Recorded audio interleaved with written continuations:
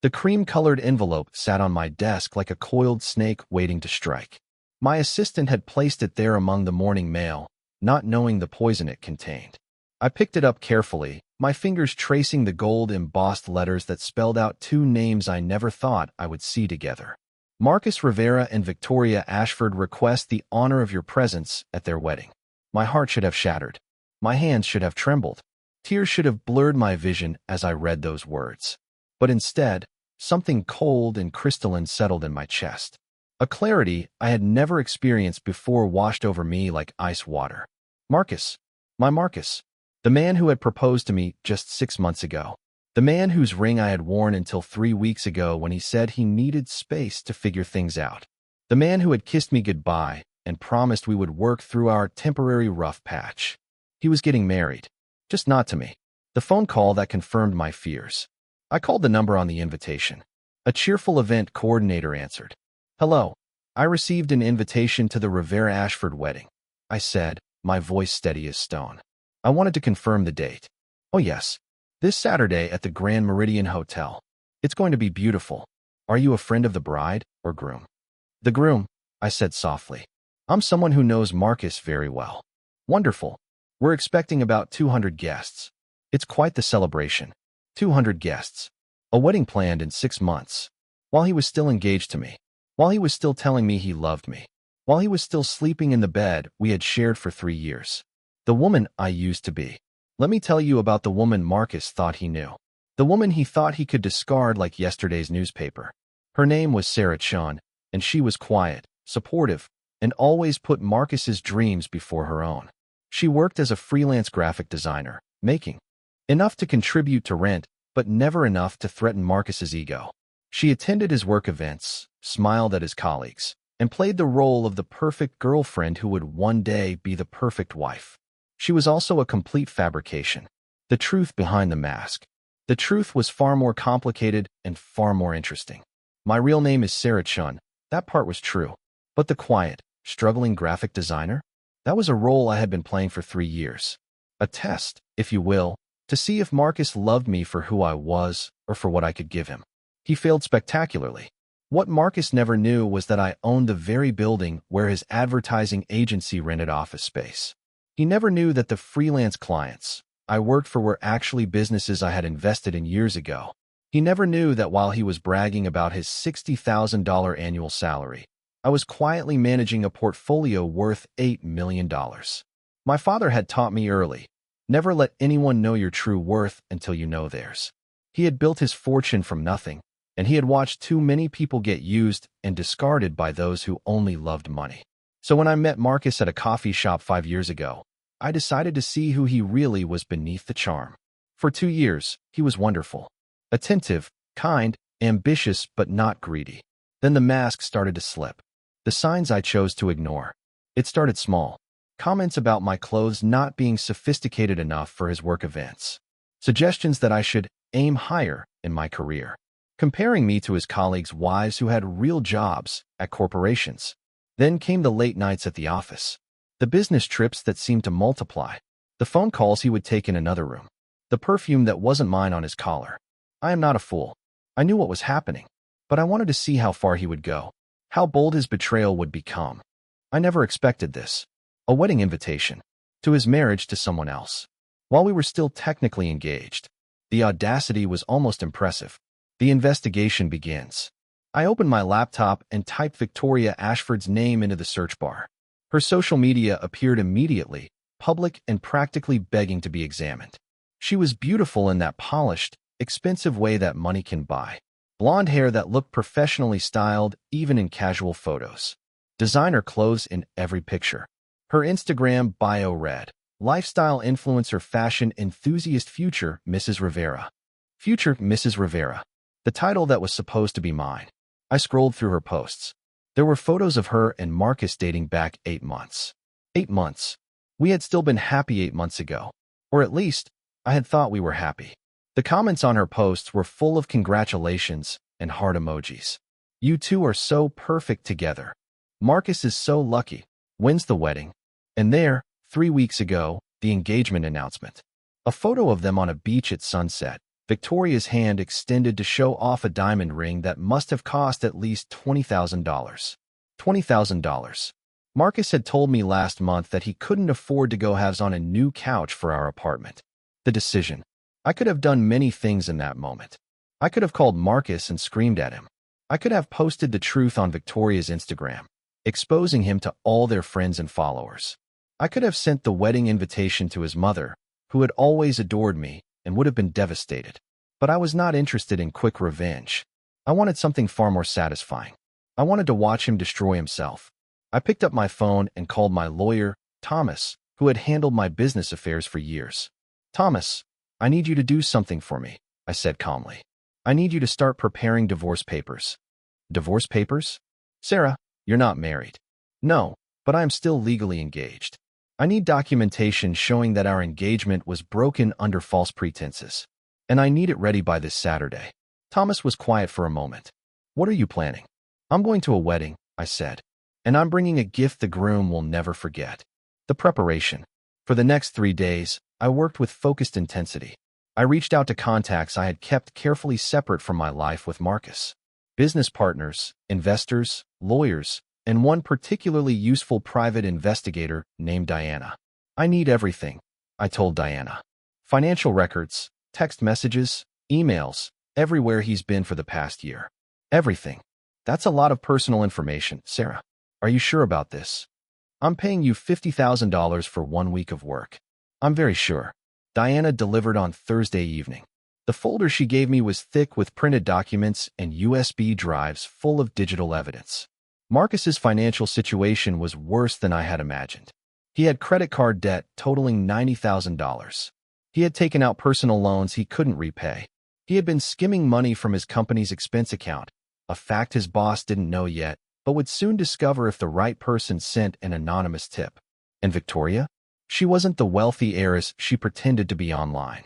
She was broke, living off credit cards and the illusion of wealth, desperately seeking a husband who could fund her lifestyle.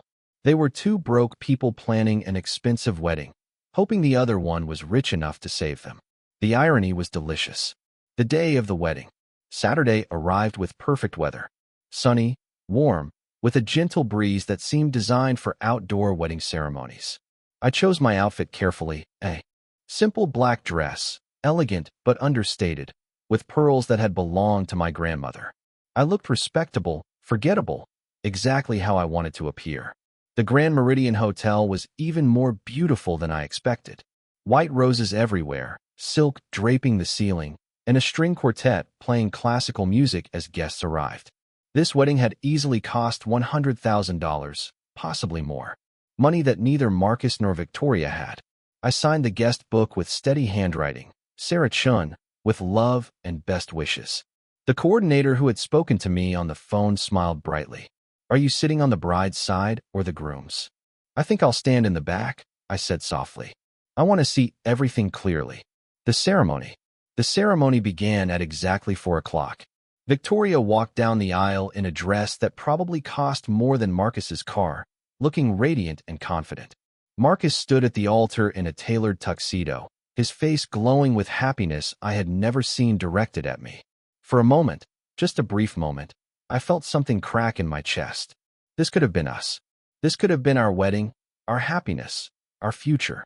But then I remembered the lies, the manipulation, the quiet cruelty of being made to feel like I wasn't enough while he planned a future with someone else. The crack in my chest sealed over, harder than before. The officiant began speaking about love, commitment, and honesty. I almost laughed at the irony. If anyone has any reason why these two should not be married, speak now or forever hold your peace. The words hung in the air. Every head in the room stayed perfectly still. No one was going to object. This wasn't a movie where the ex-girlfriend dramatically stopped the wedding. I stayed silent. This wasn't my moment. Not yet. The reception. The reception was held in the hotel's grand ballroom, with crystal chandeliers and tables decorated with more flowers than I had seen in my entire life. I found my assigned seat at a table far from the head table, surrounded by people who didn't know me. I watched Marcus and Victoria dance their first dance as husband and wife. I watched them cut the cake and feed each other bites while guests applauded. I watched Marcus give a speech thanking everyone for coming, his voice full of emotion as he talked about finding his soulmate and his true love. He never once looked in my direction. He had no idea I was there. Perfect. As dinner was served, I excused myself and walked to the hotel's business center. I sent 3 emails from my phone, each one carefully worded and timed. The first went to Marcus's boss, with attachments showing the expense account fraud. The second went to the credit card companies and loan institutions, flagging the suspicious activity on both Marcus and Victoria's accounts. The third went to the wedding coordinator from an anonymous account, informing her that the credit card used to pay for the wedding had been declined and the payment had not gone through. Then I returned to my seat, picked up my champagne glass, and waited. The unraveling begins. It started during the speeches. Marcus's boss, who was seated 3 tables away, checked his phone and his face went completely white.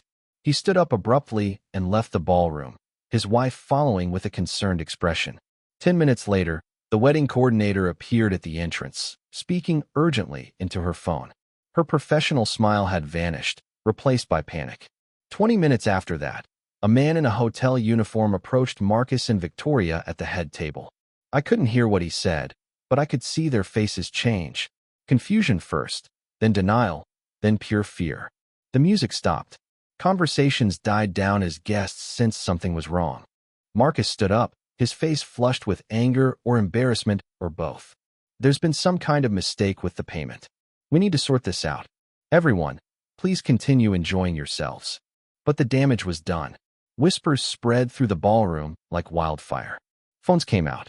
Social media posts that had been celebrating the wedding started being quietly deleted. I stood up, smoothed my black dress, and walked toward the exit. As I passed the head table, Marcus finally saw me. Our eyes met.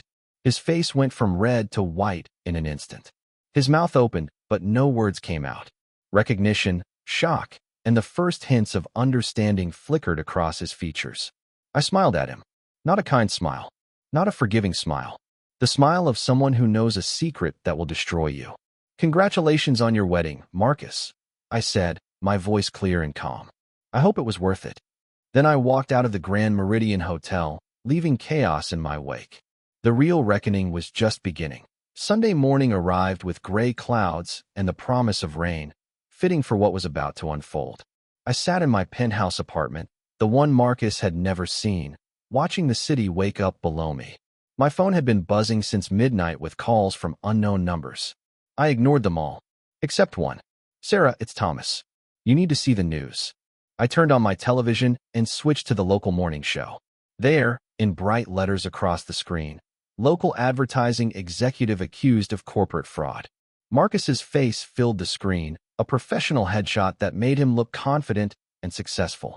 The news anchor's voice was serious as she described the allegations. Expense account fraud totaling over $50,000. Falsified reports. An ongoing investigation by his company. I sipped my coffee and watched without emotion. This was only the beginning. The phone call I expected. My phone rang again. This time, I answered. Sarah. Marcus's voice was desperate, broken. Sarah, please. I know you're there. I know you did this. Did what, Marcus? I asked calmly. I simply attended your wedding. Congratulations, by the way. It was beautiful. Don't play games with me. Everything fell apart the moment you walked out. My boss found evidence of fraud. The hotel says our payment didn't clear. Victoria is hysterical. What did you do? I did nothing but tell the truth. Something you've forgotten how to do. Sarah, please. His voice cracked. I can explain everything. Victoria and it's complicated. But I never stopped loving you. We can fix this. The audacity of those words should have made me angry. Instead, I felt nothing but cold satisfaction. Marcus, let me tell you what's going to happen now, I said, my voice steel-wrapped in silk. You're going to face the consequences of your choices. Every lie you told, every person you hurt, every dollar you stole. It's all coming due. You can't do this to me. I'll lose everything. You already lost everything. You just don't know it yet. I hung up and blocked his number. The private investigator's final report. Diana called me an hour later with her final findings. What she told me was even better than I had hoped. Sarah, you won't believe what I found. Marcus has been running this scam for over a year. He's not just stealing from his company. He's been taking money from his parents, telling them he's investing it for them. He borrowed $30,000 from his best friend for a business opportunity that never existed. And Victoria? She's being investigated for insurance fraud. She claimed her car was stolen last year and collected the payout, but the car is actually parked at her mother's house. These two are perfect for each other, I said dryly. There's more. The wedding venue is threatening to sue them for the unpaid balance of $90,000. And get this, Victoria's wedding dress was rented, not purchased. She's supposed to return it tomorrow, but she can't afford the rental fee now that her credit cards are maxed out. I smiled. How much does she owe on the dress? $12,000. Buy it, I said. Purchase the dress from the rental company. I want to own it. Diana was quiet for a moment. What are you planning? You'll see. The social media storm. By Monday morning, the story had exploded on social media. Someone at the wedding had recorded the moment when the coordinator informed Marcus about the payment issue. The video showed his face going pale, Victoria looking confused and frightened, and guests whispering and filming on their phones. The video had been viewed over 2 million times. The comments were brutal. Imagine having a wedding you can't afford and getting exposed in front of everyone. The bride's Instagram is full of fake designer bags. I knew something was off. I heard the groom was engaged to someone else 6 months ago. What a mess. Victoria's carefully curated Instagram empire was crumbling. People were posting side-by-side comparisons of her designer photos with evidence that the items were knockoffs. Her follower count was dropping by thousands every hour. Brands that had given her free products were demanding them back. Marcus had deleted all his social media accounts. The visit from Victoria. Tuesday afternoon, my assistant buzzed me.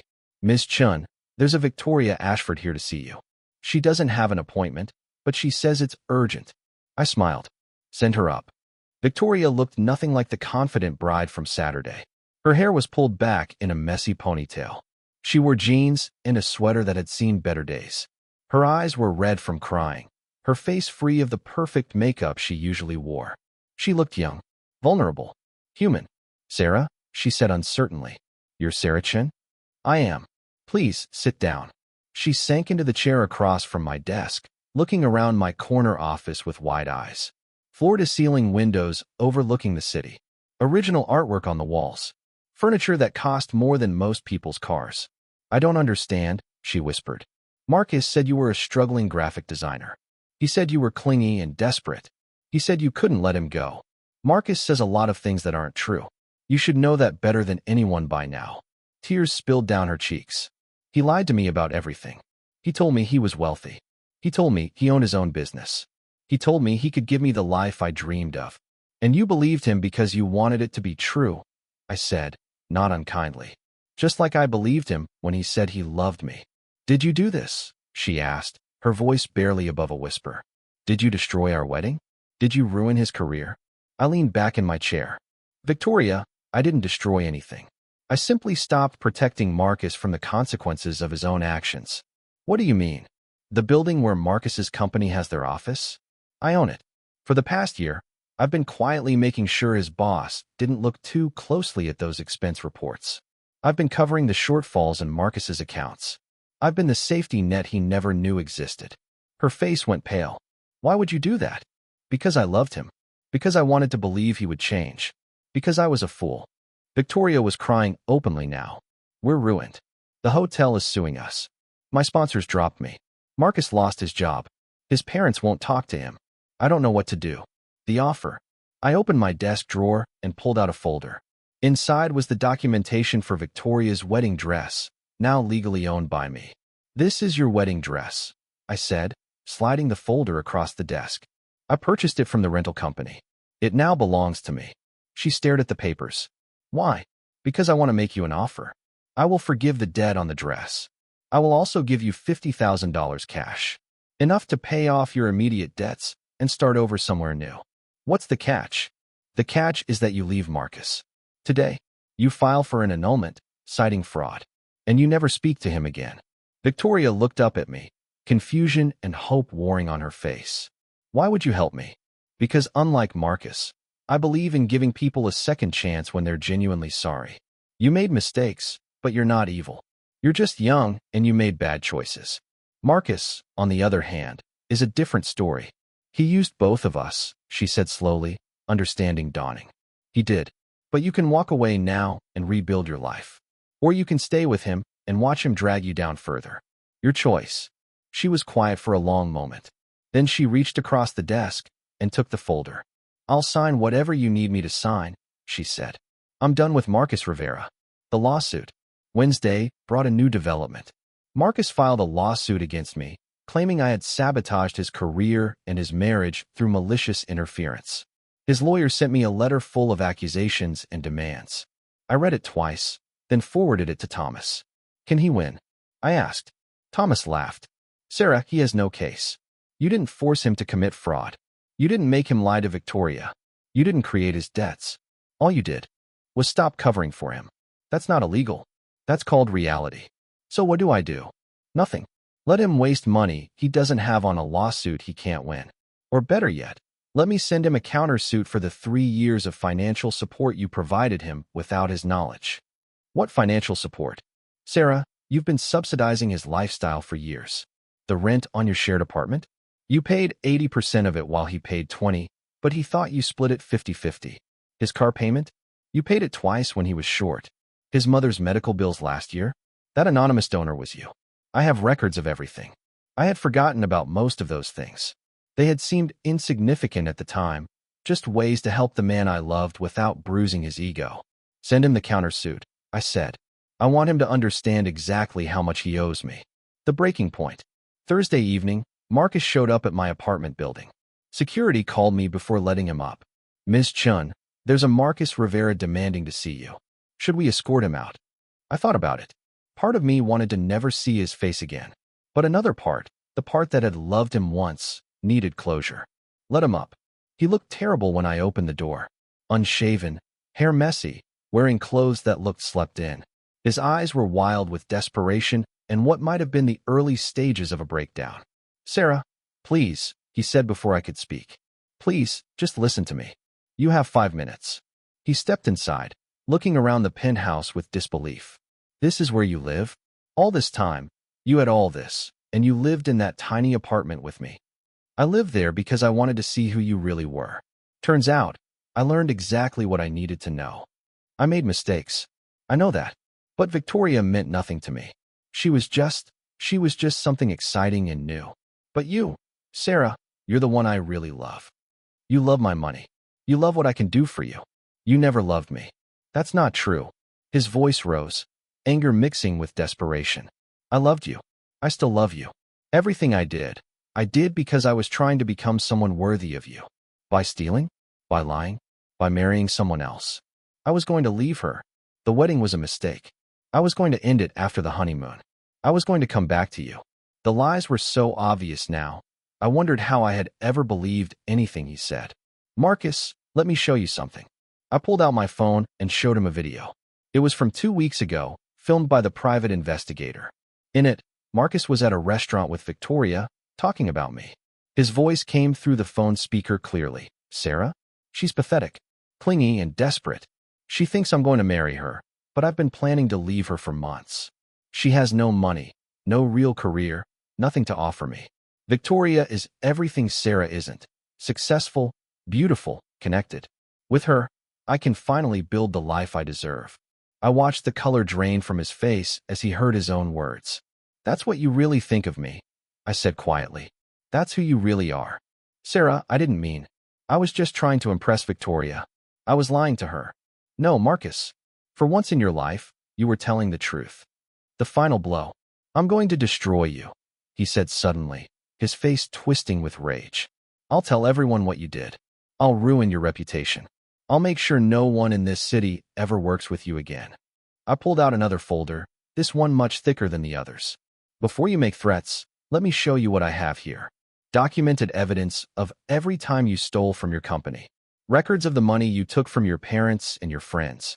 Proof that you were engaged to me while dating Victoria. Screenshots of every lie you told, every promise you broke, every person you betrayed. I laid the documents on the coffee table between us, spreading them out like a hand of cards. If you try to hurt me, any of this goes public. Not just to social media, to the police, to the IRS. To every person you've ever wronged. You'll face criminal charges. You'll go to prison. Your family will know everything. His hands were shaking as he looked at the evidence of his own destruction. Or, I continued, you can disappear. Leave this city. Start over somewhere far away. Never contact me again. Never speak my name again. Just vanish. You're giving me a choice? I'm giving you mercy you don't deserve. Take it or leave it. He looked at me, really looked at me, for the first time in years. And I saw the moment he finally understood. I wasn't the weak woman he had thought I was. I had never been that woman. Who are you, he whispered. Someone you never bothered to know. He left without another word. The aftermath. Friday morning, I received an email from Victoria. She had filed for an annulment. She was moving to California to stay with her sister and start over. She thanked me for the second chance and promised to pay me back someday. I also received a resignation letter from Marcus's company. He was officially terminated, all charges documented for any future employers who checked his references. His parents called me, apologizing for their son's behavior. They wanted to pay me back the money he had borrowed. I told them to keep it and spend it on something that made them happy. They didn't deserve to suffer for Marcus's choices.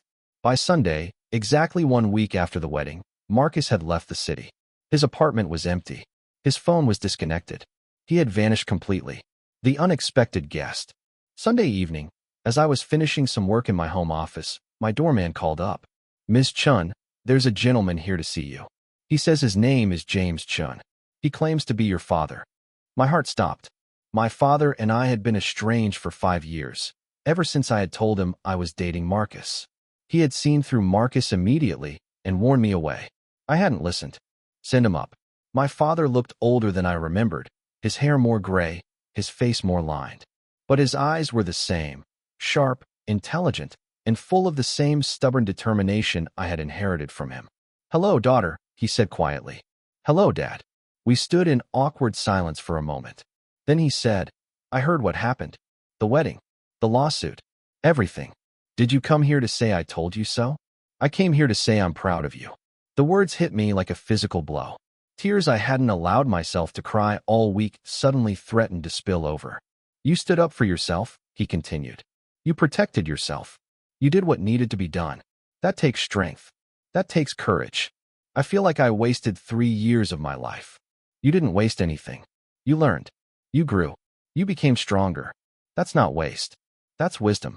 He stepped forward and pulled me into a hug, the first one we had shared in 5 years.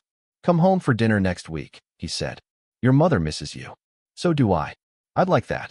After he left, I stood at my window looking out at the city lights.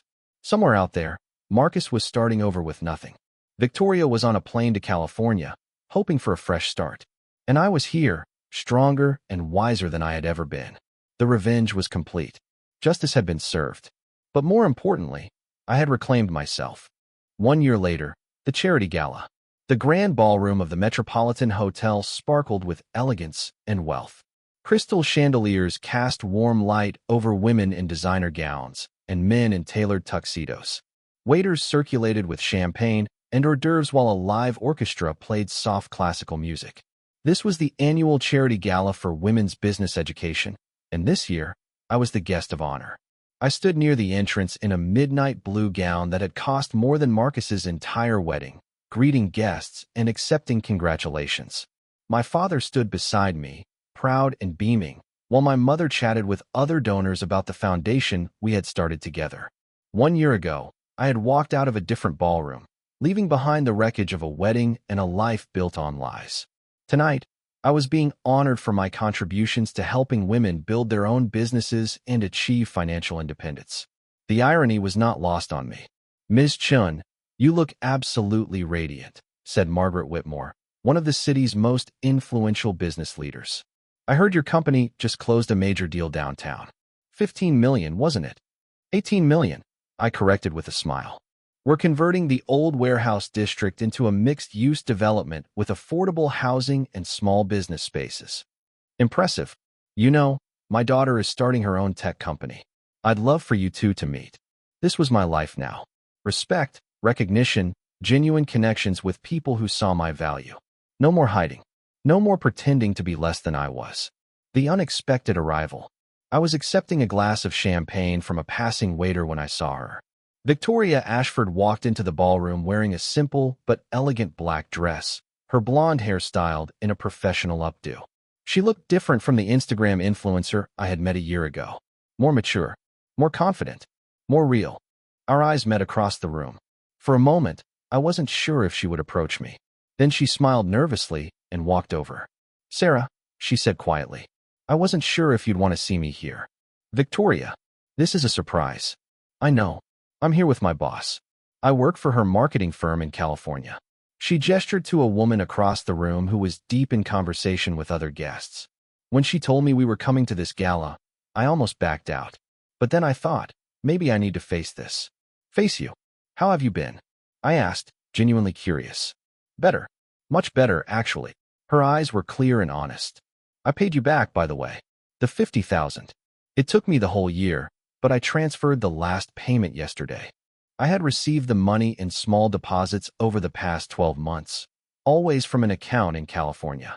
I had known it was her, but I hadn't expected her to actually complete the repayment." "You didn't have to do that," I said. "Yes, I did. You gave me a second chance when I didn't deserve it. That money was my way of proving to myself that I could be better than I was." Victoria's story. We moved to a quieter corner of the ballroom, away from the crowd. "Tell me about California," I said. Victoria's face lit up. "It's been hard, but good. I deleted all my social media accounts. Started over completely. I got a job as a junior marketing associate, making barely enough to pay rent. But I was actually working, actually contributing something real instead of just pretending for photos. That must have been quite an adjustment. It was humbling. I had to learn who I really was without the filters and the fake designer bags and the lies. Turns out, I'm pretty good at marketing when I'm not spending all my time trying to market a fake version of myself." She pulled out her phone and showed me pictures. Victoria in a small apartment, laughing with roommates. Victoria at a company picnic, holding a softball.